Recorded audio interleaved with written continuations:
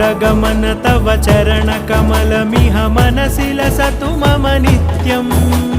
गरुडगमन तव चरणकमलमिह मनसि लसतु मम नित्यम् मनसि लसतु मम नित्यं मम तापमपाकुरु देवा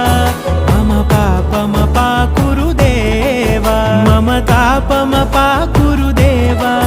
मम पापमपाकुरु देवा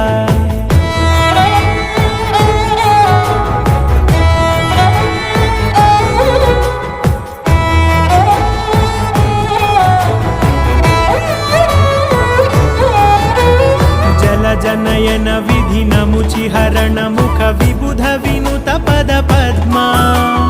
जल जनयन विधि नमुचिहरण मुख विबुध विनुत पद पद्मा विबुध विनुत पद पद्मा।